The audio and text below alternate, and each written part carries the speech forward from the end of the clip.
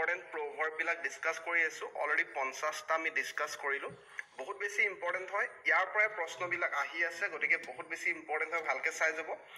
দুবাৰ তিনিবাৰ পঢ়িব চেণ্টেন্সটো প্ৰভাৰ্বৰ কাৰণ আপোনালোকে এক্সামত তাৰ মিনিংটো বেছিকৈ সোধা দেখা নাযায় আপোনালোকে কেতিয়াবা ৱৰ্ড এটা আঁতৰাই দিব যিকোনো ধৰণৰ ৱৰ্ড এটা আঁতৰাই দিব ধৰক এইটো আঁতৰাই দিব আপোনালোকে অপশ্যনত তেনেকুৱা ধৰণৰ চিমিলাৰ ৱৰ্ডবিলাক দিয়া থাকিব যাৰ পৰা আপোনালোকে বহাব লাগিব ৱৰ্ডটো চুজ কৰিব লাগিব কাৰেক্ট ৱৰ্ডটো সেইকাৰণে বাৰে বাৰে পঢ়িব 50টা আমি ডিছকাছ কৰিলোঁ বহুত ইম্পৰ্টেণ্ট 50টা ডিছকাছ কৰিলোঁ আজি আমি 51টা নম্বৰৰ পৰা ডিছকাছ কৰিম গতিকে আপোনালোকে আগৰ ভিডিঅ'টো চাই ল'ব বাকী প্ৰিপাৰেশ্যন ভালকৈ চলাই যাব পুনৰবাৰ কৈছোঁ যে বহুত এক্সেপশ্যনেল আছে গ্ৰামাৰত বহুত এক্সেপশ্যনেল আছে গতিকে আমি যিমান পাৰোঁ সিমান প্ৰেক্টিছ কৰিব লাগিব বেলেগ বেলেগ টাইপৰ কুৱেশ্যনৰ লগত চ' এতিয়া 51 নম্বৰটো 51টো আছিলে যে don't cross A bridge until you come to it পুনৰবাৰ কৈছোঁ don't cross A bridge until you come to it ইয়াৰ অৰ্থটো হ'ল যে সম্ভাৱনীয় সমস্যা এটাক লৈ এনেই চিন্তা কৰি থাকিব নালাগে যেতিয়ালৈকে সমস্যাটো নাহে আমি কি কৰিছোঁ আমাৰ কেতিয়াবা সমস্যা আহিলে আমি সমস্যাটো অহাই নাই অহাৰ আগতে আমি নিজে এজামশ্যন বনাই লওঁ নিজে মনত ধাৰণা বনাই পিনি সেই সমস্যাটোৰ বিষয়ে চিন্তা কৰি অভাৰ থিংকিং কৰি পিনি নিজে কিছুমান কি কৰোঁ সমস্যাৰ সৃষ্টি কৰোঁ সেইকাৰণে কৈছে যে don't cross A bridge until you come to it don't cross A bridge until you come to it যেতিয়ালৈকে সমস্যাটো নাহে তাক লৈ এনেই চিন্তা কৰিব নালাগে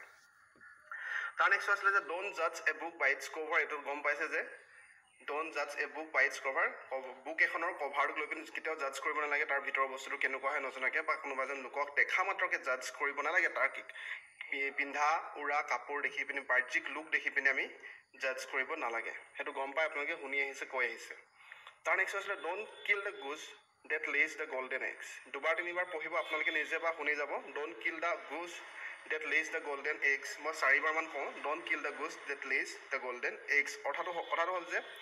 যিটোৱে মানুহজনৰ টকা ঘটি দি আছিল সেইটোকে ধ্বংস কৰিব নালাগে সোণৰ কণী পাৰি থকা হাঁহজনীক মাৰি পেলাব নালাগে যিটোৱে মানুহজনক টকা ঘটি দি আছিলে ইনকামৰ চ'ৰ্চ যিটো আছিলে সেইটো কেতিয়াও ধ্বংস কৰিব নালাগে সেইটো বুজাব বিচাৰিছে যে don't kill the goose date lays the golden এগছ তাৰ নেক্সট আছে যে don't put all your এগছ in one basket ইয়াৰ অৰ্থটো হ'ল যে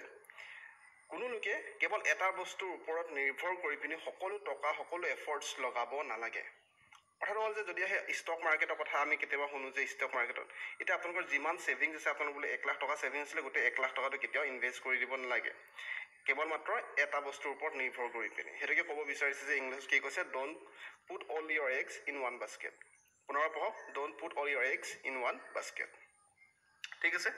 তাৰ নেক্সট আছিলে যে এইবিলাক প্ৰভাৰ্ব হয় যিবিলাক কোৱা হয় কিন্তু সকলো সত্য হয় অসত্য হয় সেইটো ক'বলৈ যোৱা নাই কিন্তু ইয়াৰ মিনিংবিলাক অৰ্থবিলাক কি হয় সেইটো কৈ দিছোঁ যাতে আপোনালোকৰ মনত ৰাখিবলৈ সুবিধা হয় don't put the cart before the horse পুনৰবাৰ কৈছোঁ don't put the cart before the horse মানে কামবোৰ কৰাৰ এটা প্ৰপাৰ অৰ্ডাৰ হ'ব লাগে এটা ছিষ্টেমেটিক এৰেঞ্জমেণ্ট হ'ব লাগে এতিয়া যদিহে এটা ঘোঁৰা আছিলে ধৰক ঘোঁৰাটোক কেনেকৈ ৰাখিম ঘোঁৰা এটা আছিলে ধৰক এইটো ঘোঁৰা এটা আছিলে এতিয়া ঘোঁৰাটোৰ পিছফালে গাড়ীখন থাকিব লাগিব ঘোঁৰা গাড়ীটো এতিয়া মানে ঘোঁৰাটোৰ আগত দি দিলে নহ'ব don't put the cart before the horse অৰ্থাৎ যে গাড়ীখন ঘোঁৰাটোৰ আগত দিলে নহ'ব সদায় পিছতে থাকিব ঠিক তেনেদৰে কামবোৰ কৰাৰ এটা প্ৰপাৰ অৰ্ডাৰ আছে যিকোনো কাম কৰাৰ এটা নিৰ্দিষ্ট ৱে আছে এৰেঞ্জমেণ্ট আছে সেইটো মতে আমি কৰিব লাগিব কৈছে যে don't put the cart before the horse ঠিক আছে ঘোঁৰাটো কেনেকুৱা লাগিছে জনাবচোন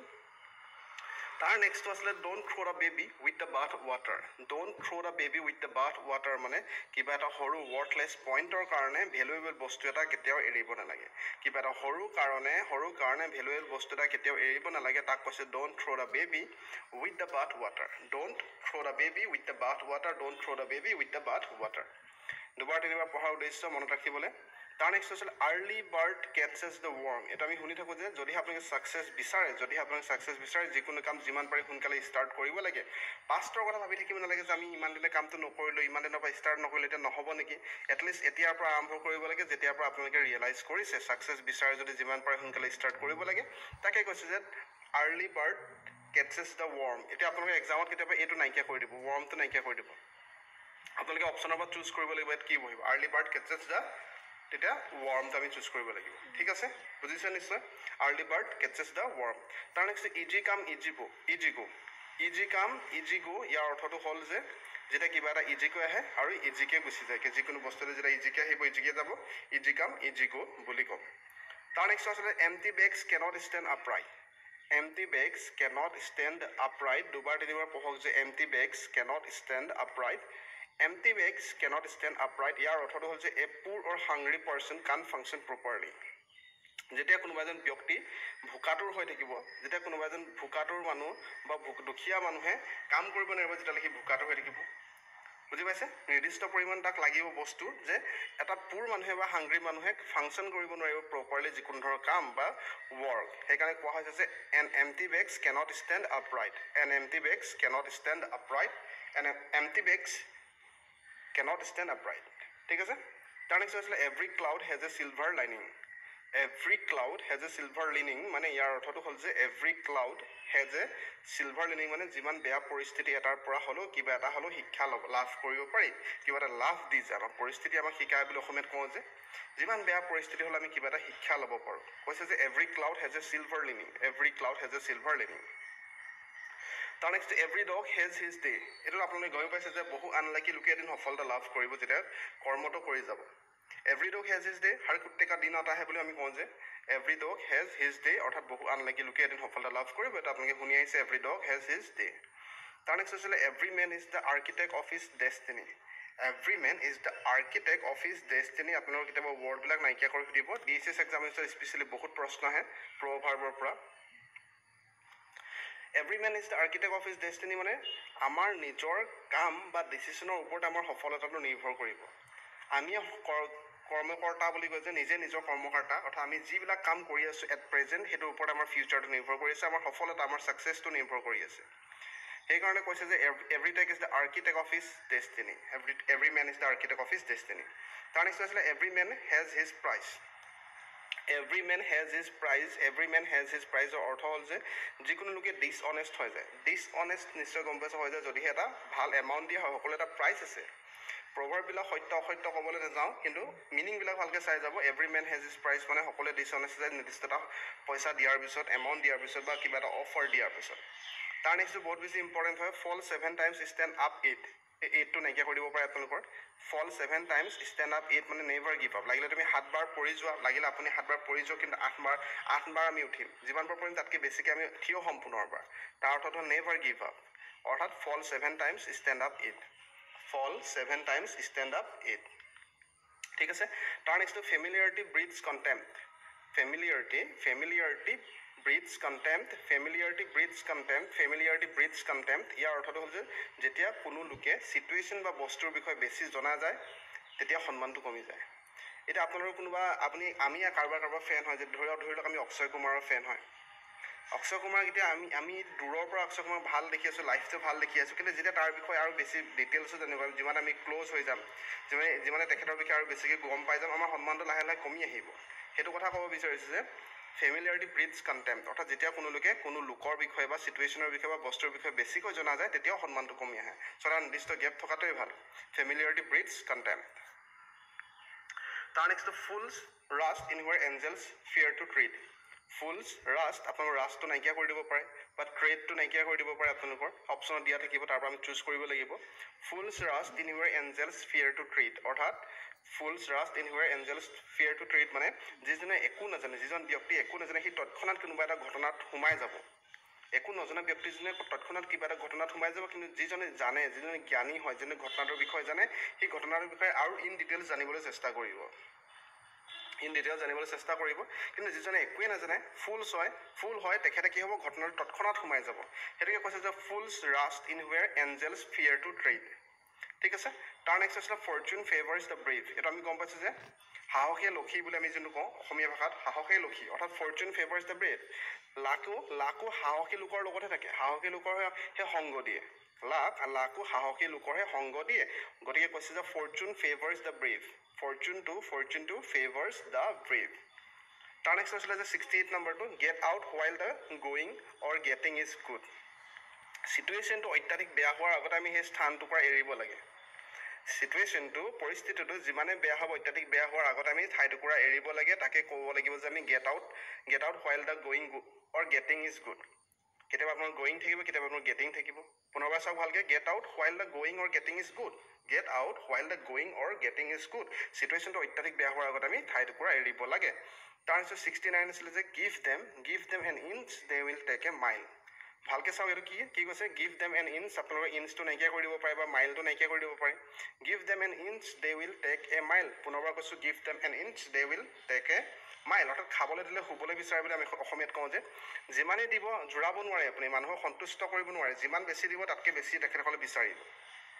যিমানে বেছি দিব তাতকৈ সদায় বেছিহে বিচাৰিব, আপোনালোকে সন্তুষ্ট কৰিব নোৱাৰিব। খাবলৈ যিমানে দিব শুবলৈ বিচাৰিব, শুবলৈ দিব আৰু কিবা এটা বিচাৰিব। তেনেকুৱা ধৰণৰ কথাবিলাক আমি ব্যৱহাৰ কৰি থাকোঁ যে অসমীয়া ভাষাত আমাৰ লগৰবিলাকৰ লগত যে তোক খাবলৈ দিলেও শুবলৈ বিচাৰ তই। ঠিক তেনেদৰে give them an inch, যিমানে ইঞ্চ দিব তাহাঁতে মাইল ল'ব। চ' give them an inch they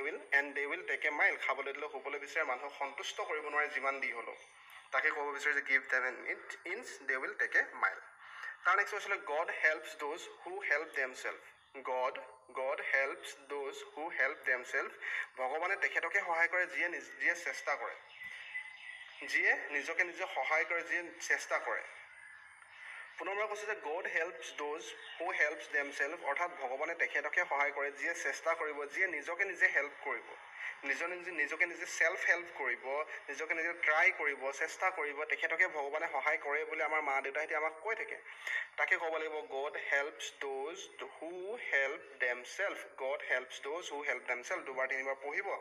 তাৰ নেক্সট আছিলে good things come to those who wait। good things come to those who wait মানে ধৈৰ্যৰ ফল মিঠা। ভাল বস্তুটো তেখেতৰ ওচৰলৈহে আহিব, ভাল বস্তুটো তেখেতৰ ওচৰলৈ আহিব, গুড থিংছটো তেখেতৰ ওচৰলৈ আহিব যোনে ধৈৰ্যৰে অপেক্ষা কৰে, যাৰ ধৈৰ্য আছে। গতিকে অসমীয়াত আমি কওঁ যে ধৈৰ্যৰ ফলটো মিঠা হয়। Good things come to those who wait. পুনৰবাৰ পঢ়ক আপোনালোকে, good things come to those who wait. তাৰ নেক্সটটো আছিলে যে 72 নম্বৰটো চাওক যে grief divided is made lighter. পুনৰবাৰ পঢ়ক, grief divided is made lighter. পুনৰবাৰ পঢ়ক, grief divided is made lighter. ঠিক আছে, grief divided is made lighter. দুবাৰ তিনিবাৰ পঢ়িব, মনত থাকিব। চেণ্টেন্সটো মনত থকাটো ইম্পৰ্টেণ্ট হয়, যাতে এক্সামত অপশ্যনটো দেখিলে মানে আমাৰ মনত পৰি যায়। চ' ইয়াত কি কৈছে, যিমানে দুখটো শ্বেয়াৰ কৰা হয় সিমানেই পাতল হ'ব। যিমানে আমাৰ দুখবিলাক আমি শ্বেয়াৰ কৰিম কাৰোবাৰ সৈতে, সেইকাৰণে আমি কি কৰোঁ, আমাৰ যেতিয়া বেছি দুখ লাগে আমাৰ নিজৰ বন্ধুৰ লগত আমি দুখবিলাক শ্বেয়াৰ কৰোঁ, তাৰপিছত আমাৰ মনটো অলপমান হালকা লাগে, পাতল লাগে। সেইকাৰণে কোৱা হৈছে grief divided is made lighter. Grief divided is made lighter. যিমানে দুখটো শ্বেয়াৰ কৰা হয় সিমানে পাতল হয়। তাৰ নেক্সটটো আছিলে যে 73 নম্বৰটো চাওক, মানে আজি 23 নম্বৰ প্ৰশ্ন এইটো। Half A loaf is better then naan. Half A loaf is better then নান মানে half A loaf is better then নান মানে something is better then nothing. অৰ্থাৎ নাই মোমাইতকৈ কণা মোমাই ভাল, একো নথকাতকৈ কিবা এটা থকাই ভাল, একো নপঢ়াতকৈ অলপ অলপ পঢ়াই ভাল। ঠিক তেনেধৰণৰ কথা যে half A loaf is better then নান। এই লফটো আপোনালোকে নাইকিয়া কৰি দিব পাৰে। ইয়াৰ ঠাইত কি আহিব, তেনেকুৱা ধৰণৰ প্ৰশ্ন আহিব। Half A loaf, half A loaf, half A loaf, half A loaf is better then naan, half A loaf is better then naan, half A loaf is better then নান। দুবাৰ তিনিবাৰ পঢ়ক আপোনালোকে। নাই মোমাইতকৈ কণা মোমাই ভাল, something is better then nothing. তেনে কিবা এটা বস্তু ভাল একো নথকাতকৈ, যিকোনো আপোনালোকে ইয়াৰ মিনিংটো ওলাই ল'ব পাৰিব। Half A loaf is better then নান। তাৰ পিছত 74 অৰ্থাৎ 24 নম্বৰটো অনেষ্টি is the best policy. অনেষ্টি is the best policy একেবাৰে সহজ, আমি গম পাওঁ। অনেষ্টি ইজ দ্য বেষ্ট পলিচি। 74 নম্বৰটো গমেই পাইছে। আজিৰ লাষ্ট, তাৰ বাকীবিলাক আমি আকৌ নেক্সট ভিডিঅ'ত ডিছকাছ কৰিম। বেছি দীঘল হ'লে আপোনালোকৰ চাই আমনি লাগিব। লাষ্টটো আছিলে hope for the best, prepare for the worst. আশা কৰিব লাগে যিমান ভাল তাতকৈ বেছি ভালকৈ আশা কৰিব লাগে, কিন্তু সাজু হৈ থাকিব লাগে একদম বেয়া পৰিস্থিতিলৈ।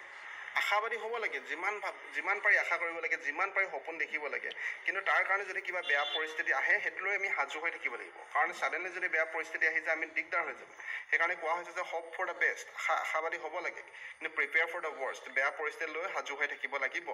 নিশ্চয় গম পাইছে, hope for the best, prepare for the worst, prepare for the worst, ৱৰ্ষ্টটো নাইকিয়া কৰি দিব পাৰে। Hope for the best, prepare for the worst, hope for the best, prepare for the worst, half A love is better then naan, half A love is better then naan, grief divided is made lighter, grief divided is made lighter. Good things come to those who wait, good things come to those who waits. God helps those who help themselves, God help those who have helped themselves. Give them an inch and they will take a mile, give them an inch, they will take a mile. Get out while the going or getting is good, get out while the going or getting is good. That is, fortune favors the brave, fortune favor the braves. That is, full rust in where angels fear to tread, fools rust in where angels fear to tread. যিজনে একো নাজানে তৎক্ষণাৎ ঘটনাটো সোমাই পৰে, যিজন জ্ঞানী জনা শুনালৈকে অলপ চিন্তা কৰে। তাৰ নেক্সট আছিলে ফেমিলিয়াৰিটি ব্ৰিডছ কণ্টেম্প্ট, ফেমিলিয়াৰিটি ব্ৰিডছ কণ্টেম্প্ট, ফল 7 টাইমছ ষ্টেণ্ড আপ 8, ফল 7 টাইমছ ষ্টেণ্ড আপ 8। দুবাৰ তিনিবাৰ কৈছোঁ মই যাতে মনত থাকি যায়, সেইকাৰণে পুনৰ revision, quick revision. Every man has his price, every man has his price, every man is better, every man is the architect of his destiny, every man is the architect of his destiny. তাৰ next every dog has his day, every dog has his day, every cloud has a silver lining, every cloud has a silver lining. Empty bags cannot stand upright, empty bags cannot stand upright, upright to naikya kori dibo pare, empty bags cannot stand upright. Easy come easy go, easy come easy go, early bird catches the worm, early bird catches the worm, early bird catches the worm. That is, don't throw the baby with the bathwater, don't throw the baby with the bathwater, don't throw the baby with the bathwater, don't put the cart before the horse, eta arrangement a proper order thakibo lage, don't put the cart before the horse. Don't put all your eggs in one basket. Don't put all your eggs in one basket. Don't kill the goose who that lays the golden eggs. Don't kill the goose that lays the golden eggs. Don't judge book by its cover. Last order অর্থাৎ প্রথমটো আসলে don't cross a bridge until you come to it. সম্ভাৱনীয় সমস্যাবিলাক চিন্তা কৰিব নালাগে, যেতিয়া সমস্যাটো নাহে নিজে নিজে এজাম্পশ্যন বনাব নালাগে। কি কৈছে? don't cross a bridge until you come to it. So আজিৰ ভিডিঅ'ত আমি 25টা ইম্পৰ্টেণ্ট প্ৰভাৰ্ব ডিছকাছ কৰিলোঁ, বাৰে বাৰে ৰিপিট কৰিবি, ইয়াৰ আগত 50টা কৰিলোঁ, আৰু ভিডিঅ' আহিব প্ৰভাৰ্বৰ ওপৰত, বহুত ভিডিঅ' আহিব, আৰু গতিকে সেইবিলাকো চেক কৰি থাকিবলৈ নাপাহৰিব, সময়ে সময়ে আৰু ভিডিঅ' আপলোড কৰি থকা হ'ব। বাকী শুভেচ্ছা জ্ঞাপন কৰিছোঁ।